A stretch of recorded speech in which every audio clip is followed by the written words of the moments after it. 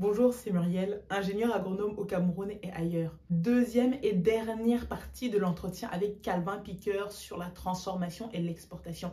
Restez bien jusqu'au bout parce qu'on va parler de marketing, on va parler de chiffre d'affaires, on va parler de l'importance d'innover quand on est entrepreneur. Il vous donne également des conseils sur comment produire, transformer et commercialiser tout ça en une personne. Vous avez été nombreux pour la première partie à mettre des pouces vers le haut. Je vous demande la même chose pour cette deuxième partie. N'hésitez absolument pas à commenter. Peut-être qu'on fera un direct avec Calvin. Tout dépendra de votre enthousiasme, des pouces encore une fois vers le haut. Donc restez connectés sur AgroEden. Bon épisode.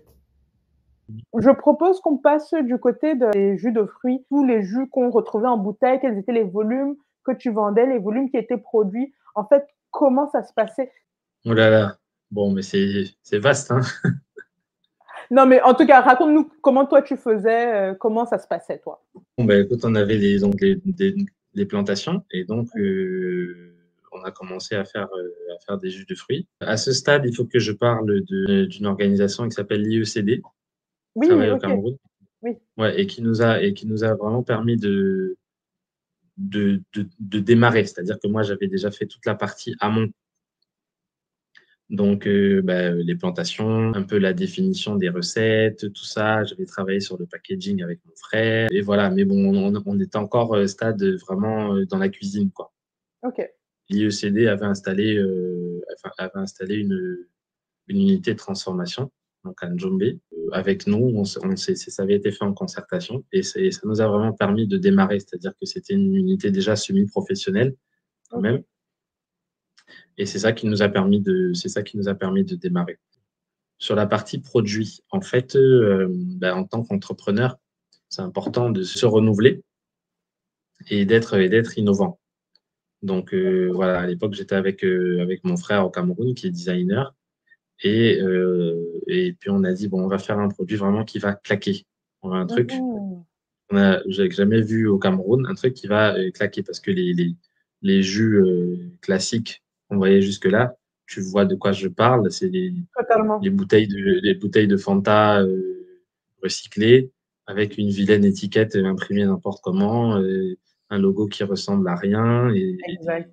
et une photo d'ananas flou et puis voilà quoi. Et puis tu achètes ça et voilà, tu sais pas d'où ça sort, il y a de l'eau, du sucre dedans, tu sais pas dans quelle proportion, rien du tout. Ouais. Et donc voilà, on a dit bon, là il faut qu'on fasse un truc radicalement différent. Et donc voilà. Donc on est parti sur la bouteille que tu connais, donc qui sont des bouteilles Polpa, avec couvercle noir, une étiquette hyper moderne. Oui. Le nom, ça veut dire vient en Ewondo, donc dans la langue de Mhm. notre mère. Et Mhm. c'était un nom, tu vois, graphiquement, c'est un nom qui claque, tu vois. Ça Absolument. fait le Z, Absolument. le A, l'apostrophe, ça renvoie aussi à quelque chose de très africain.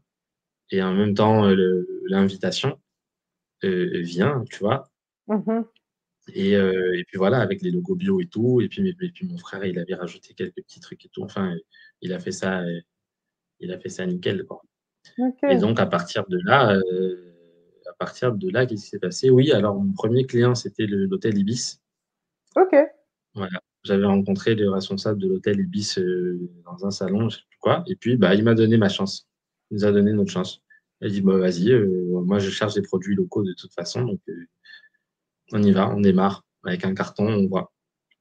Donc, on avait 3 formats, 33 centilitres, 50 centilitres et 1 litre. Et après, on a fait du 75 centilitres aussi, plutôt plutôt type hôtel, justement. Ok. Ok. On a commencé à lui livrer un carton de petits jus. Et à partir de là, pour nous, ça a été une vitrine. C'est-à-dire que ça, donc, on est là en 2015.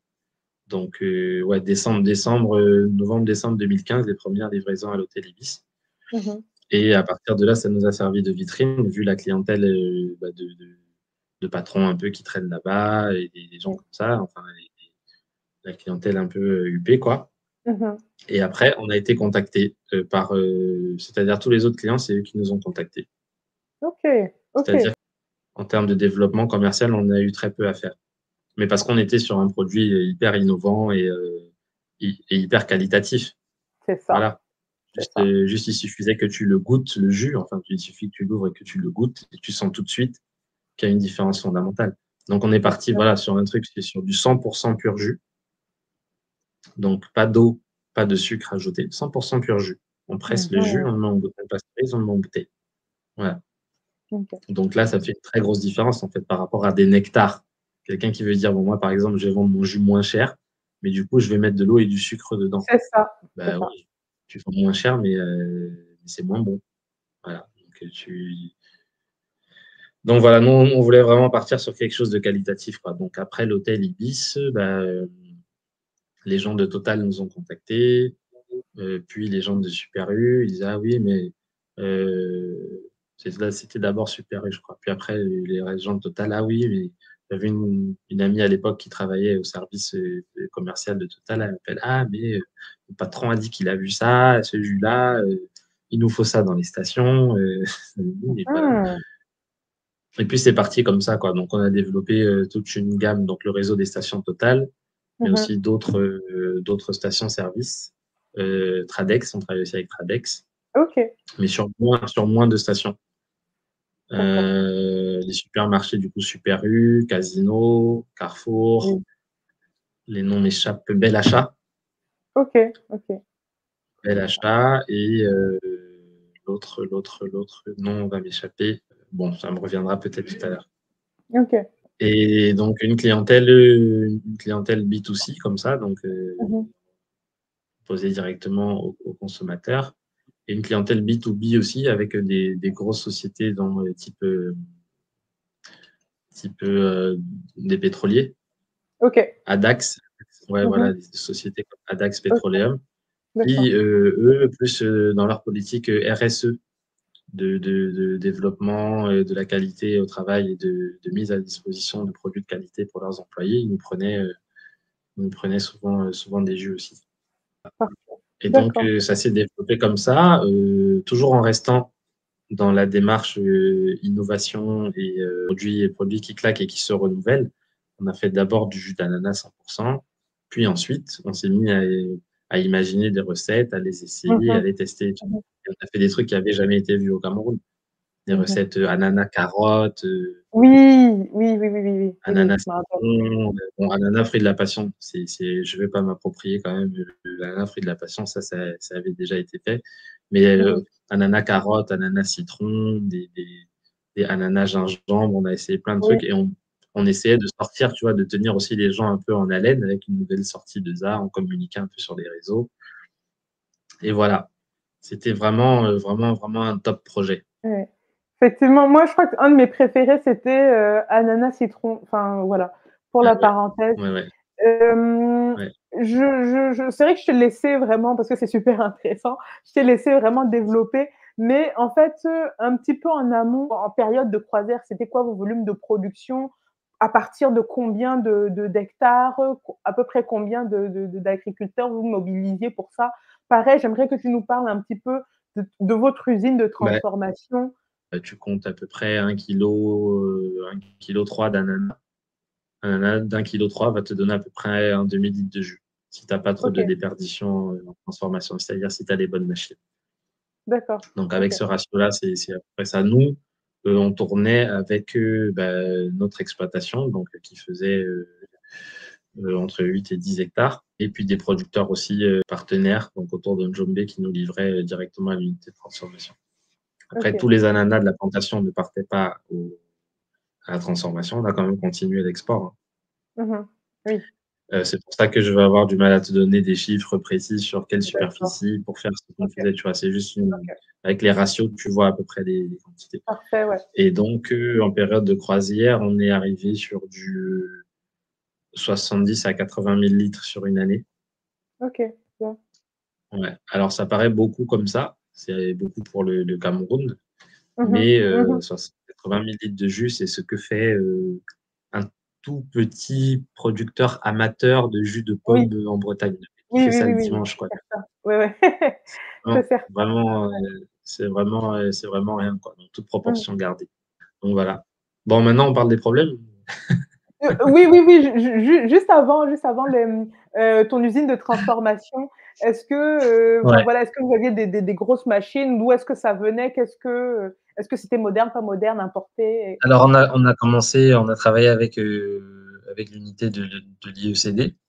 Mmh. Donc, il y avait un truc bon, qui était fait pour être multi-produit, donc pour faire aussi bien des jus de fruits que des yaourts, que de la confiture, que autre chose. Ouais, Donc, les machines n'étaient pas calibrées pour prendre cette envergure-là, quoi. Donc, on est monté en d'accord. puissance. Et dès qu'on est arrivé à un certain niveau d'envergure, on a installé notre propre unité de transformation. OK. Donc, qui était composée en gros, la chaîne de jus, quoi. Une presse broyeur, une presse, un broyeur, un pasteurisateur et une mise en bouteille. Après, D'accord. on s'était mis aux normes aussi en termes de code, c'est-à-dire qu'on avait une imprimante laser là, qui Mmh. imprime les DLC directement sur les bouteilles. Au D'accord, début, OK. on fabriquait des codes barres à la main, on imprimait les codes barres à la main et on les collait et tout, mais très rapidement, c'est devenu très pénible. Bien sûr. Donc, donc on avait ça. OK, très bien. OK, parfait et encore une dernière question. Vous vous approvisionniez où, vos bouteilles et les capuchons? Alors, les bouteilles et les capsules, on était obligé de les importer pour rester sur le niveau qu'on voulait. Et donc, Mmh. quand on a pris un peu d'ampleur, on s'est rapproché de la Socaver. OK. Mais la marche était encore un peu trop haute. C'est-à-dire eux, ils demandaient de fabriquer un moule spécifique, puisqu'ils n'avaient Mmh. pas le moule de la bouteille qu'on voulait. Donc, ils demandaient un moule spécifique qui était dans les 30 millions, OK. rien que le moule. OK. Plus des commandes de centaines de milliers de bouteilles qui représentaient de très grosses sommes d'argent. Donc, en fait, la marche était trop haute. On était passé, on était un peu sorti de l'artisanat, mais on n'était Mmh. pas encore industriel. On n'avait pas du tout ce genre de cash pour pouvoir franchir cette marche-là, quoi. Donc, D'accord, on a OK. continué à importer un container. Quand on avait besoin, on essayait d'anticiper un petit peu et on importait des containers de bouteilles. Toujours en période de croisière, grosso modo, le chiffre d'affaires, ça pouvait être quoi? Parce que les gens, les Camerounais aiment beaucoup les chiffres. Il faut que ça leur donne une idée à peu près. Alors, je vais avoir du mal à te sortir le chiffre précis des jus parce Mmh. que c'était dans une activité globale donc d'export. Mais la Ouais, société tournait les grosses années autour de 400 millions de chiffre d'affaires, à 400 millions de peu chiffre près. d'affaires, parfait. Très bien, Ouais. OK, Et si les parfait. Camerounais aiment les chiffres, ils devraient savoir aussi que c'est pas le chiffre d'affaires qui est important, c'est la marge brute. Exactement, exactement. Et Mais encore plus oui, important, la marge nette. oui, oui, oui, oui, oui, oui, oui. Et est-ce que Mm. justement tu as une idée approximative de ta marge, Bah, on était pas mal, mais on n'était pas top non plus. Ça reste une activité agricole ou agroalimentaire, quoi. Donc, oui, c'est jamais exceptionnel, d'où la nécessité de faire des très gros volumes, mais bon, d'avoir des très gros investissements à mettre dedans. Donc, c'est on était ça. sur une marge brute autour de 20%, un peu en dessous, OK. ce qui est pas énorme, Mmh mh. ce qui est pas énorme. D'accord. C'est OK. mieux c'est mieux de faire de la finance, quoi. Si tu fais trader, c'est mieux, tu fais des meilleures marges. C'est marrant, une jeune femme sur TikTok qui est venue me demander: «Oui, est-ce que» entre justement, elle me disait: «Entre la finance et l'agriculture, qu'est-ce qu'il faut que je fasse?» Et je lui dis: «Mais gosh, c'est pas à moi de répondre», mais je lui dis: «Mais en fait, si tu me poses la question, c'est qu'il y a déjà un problème». Je lui dis: «Mieux tu vas en finance, mieux tu vas en Ouais, finance». Enfin bref. c'est clair, c'est clair. Du coup, en fait, on parle un petit peu au passé. Tu peux nous parler justement de la suite, comment les choses se sont passées pour, Alors déjà les JUSA, à ma connaissance, ils sont encore sur le marché oui, au c'est vrai. Cameroun. Donc on a vendu la marque en fait. C'est-à-dire que moi j'ai quitté le Cameroun en fin 2019, donc en décembre Oui, 2019, oui. pour des raisons familiales. Donc Mmh mh. ouais, mon épouse voulait se rapprocher de sa famille et tout. Puis bon, j'avais déjà fait 16 ans là au Cameroun dans des Ah ouais, ouais, conditions ouais. d'entrepreneuriat qui peuvent être assez difficiles. Mon père a repris les activités, la société. On a fait un échange, en fait. Lui il était en Guinée-Bissau.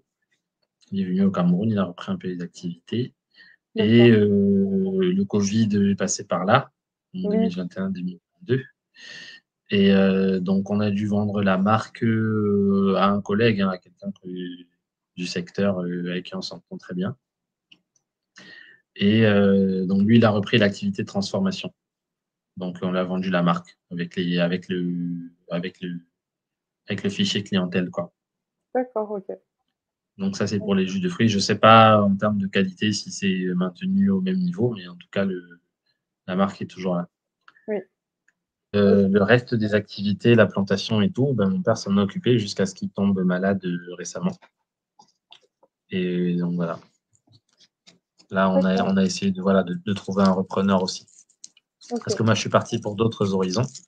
Mhm. D'abord, à Bordeaux, où j'ai travaillé pour un grossiste bio. Donc, Oui. ça m'a permis de passer un peu de l'autre côté de la barrière. Mhm. En vrai, j'ai beaucoup élargi mes horizons. Pour moi, Oui. j'envisageais pas, j'imaginais même pas que le monde était si vaste et le monde de l'agriculture et le monde de l'agriculture biologique en particulier. Effectivement, Donc oui. voilà, c'était voilà, j'ai découvert un autre métier là-bas et, depuis 3 ans, je suis à Mayotte où je travaille pour un établissement public. Donc Oui. voilà, sur le développement des filières d'agriculture biologique toujours. Ok. Ouais, c'est ça, effectivement, je t'ai trouvé sur LinkedIn et, oui, et je me suis dit, mais le gars, c'est un marché, hein. Donc, Ouais, enfin, en tout vraiment, cas, vraiment, vraiment, ouais, vraiment. Ouais. ouais.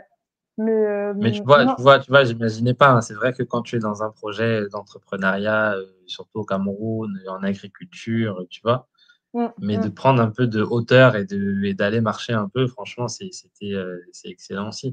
Tu vois, et c'est une expérience que je valorise beaucoup aujourd'hui, mon expérience camerounaise. absolument, Euh, absolument. voilà, tu pars une expérience en agronomie tropicale comme ça, ben, tu vois des trucs que tu connais, t'apportes. En fait, au Cameroun, on est très débrouillard aussi, tu vois, très. Oui, oui, oui, oui. La galère fait que tu réfléchis vite parce que sinon tu t'en sors pas, tu vois.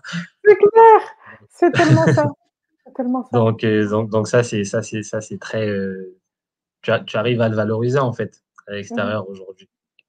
Et je suis aussi un ambassadeur du Cameroun, c'est-à-dire que je parle beaucoup du Cameroun, je parle beaucoup de ce projet de jus de fruits, je parle beaucoup de l'agriculture au Cameroun, de l'agriculture biologique.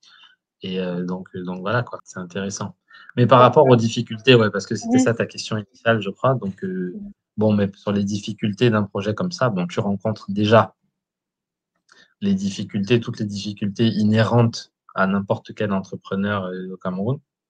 Oui. Donc manque d'argent, Mhm. difficulté d'accéder au financement. D'autant plus que tu es dans le secteur agricole, donc les banques, Oui, dès que tu arrives là, ouh là là là là là là là, elles regardent ailleurs. c'est Si tu ça, viens dire que si tu veux importer du vin pour le vendre, là, il n'y a pas de problème, on te finance. Mais exact. si tu veux faire de l'agriculture au pays, là, il n'y a plus personne. Donc, Mm. une grosse difficulté d'accès au financement. Donc, trésorerie toujours galère, en fait, Oui, toujours en train de tirer le diable par la queue. Euh, le cadre administratif, le cadre institutionnel qui n'est pas fait pour protéger déjà des petites entreprises d'une forme de prédation qui va être liée à divers types de corruption à gauche et à droite. Donc, tu as ça oui, aussi, oui. qui est pas un cadre favorable. C'est un milieu dans lequel on sait naviguer. Au bout d'un moment, tu sais naviguer, mais c'est pas normal de savoir naviguer dans ce genre de C'est milieu, en fait, tu ça, vois. exact, oui, oui, oui. Donc finalement, tu sais naviguer dedans, mais c'est pas un cadre qui est objectivement favorable au développement d'entreprises, quoi. Mm. Donc ça, c'est commun, on va dire, à tous les entrepreneurs au Cameroun. Pour le secteur agricole en particulier, ensuite, tu rencontres de très grosses difficultés sur ce qui va être accès aux parcelles, donc pistes rurales. Oui, oui, Donc là, tu es sur de l'infrastructure générale. Donc, oui. moi, j'étais obligé d'avoir un camion militaire, un camion de l'armée, les camions de réforme de l'armée française. Là, c'est ça que j'étais obligé d'avoir, un truc 4x4. Mm. Et encore, même lui, des fois, il arrivait à s'embourber, quoi. Mm. C'est un véhicule militaire, donc c'est pour Ouais, te dire un peu le niveau. ouais, ouais, ouais. Donc voilà, l'accès aux parcelles qui, du coup, conditionne tout le reste. Toujours au niveau des infrastructures, on va te parler d'électricité. Qui dit Oui, transformation, mm. qui dit unité de transformation, dit besoin en électricité souvent. Et Bien nous, ça sûr. nous est arrivé, je ne sais pas, un nombre incalculable de fois, de ne pas pouvoir produire, de ne pas pouvoir aller au bout d'une transformation parce que coupure d'électricité, quoi. Mm, mm, mm, mm, mm, mm, mm. Voilà. Et juste, oui, vas-y, vas-y. Et après tu rentres bon, pour les approvisionnements, tu jongles, hein, tu es un Camerounais, donc tu prends là, tac, tac, t'achètes, tu fais tes trucs et tout. Et après, la partie logistique sur la livraison, c'est-à-dire qu'on avait bien le marché et tout. Mais par exemple, quand Total nous demandait d'aller d'aller livrer une station à Marois, bon, partant de Douala, tu vois, tu passes par des transporteurs et tout, mais qui sont pas du tout habitués à traiter ce type de marchandises. Qui prennent des jours en route, ça arrive, c'est cassé, Ouais. enfin plein de galères comme ça, quoi. Mhm. Tu vois. Bien sûr. Donc c'était vraiment, c'est pas simple, c'est l'entrepreneuriat au Cameroun comme tu connais, Mhm. mais hyper gratifiant. Une grande fierté d'avoir traversé tout ça, toutes ces épreuves-là pour réussir à installer, à disrupter en fait le marché camerounais du jus de fruits avec un produit comme ça. Après, on a été copié, tu vois. Et les gens, ils me Mais disaient, ah, justement, ouais. Les gens, ils me disaient, ah, mais regarde, il t'a copié et tout, machin. Je dis, mais moi, je préfère être celui qu'on copie, en fait. Tant qu'on te copie, ça veut dire que tu es dans le vrai. Donc, exact, exact, à toi d'être suffisamment intelligent et innovant pour continuer à être celui qu'on copie. exact, Tant qu'on te exact. copie, ça veut dire que c'est toi qui es devant. C'est bon. Mm, mm, mm, Voilà. mm. Donc, moi, ça ne me gênait pas. Au contraire, quand je voyais un truc. Mais bon, après, c'était grossier. Tu connais comment ça se passe au Cameroun. Bien Les gens, ils sûr. prenaient tout, ils faisaient exactement pareil. Jusqu'aux Oui, même les fautes d'orthographe. Ils recopiaient même les fautes d'orthographe. Je dis, bon, les gars, quand même. abusez pas, abusez pas par rapport justement aux coupures de courant, etc. Est-ce que vous aviez des groupes électrogènes? Qu'est-ce que tu penses par ailleurs du solaire? Ben, on avait un groupe électrogène, donc de fait, obligé, dès qu'on a pu Euh, investir dans un groupe électrogène, on l'a fait. mhm, Ça, pour le coup, ça a été financé par la banque. Il faut quand même rendre justice aux banquiers de temps en temps. Et quoi, le solaire, bah oui, oui, le solaire, c'est c'est bien. Le solaire, mhm. c'est bien.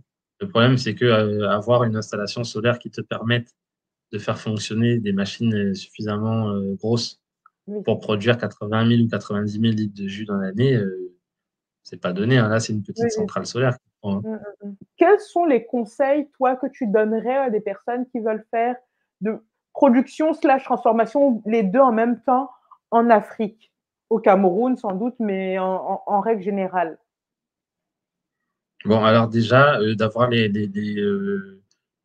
la tête bien sur les épaules et les reins bien solides, parce que en fait, tu es ingénieur agronome, donc je t'apprends pas.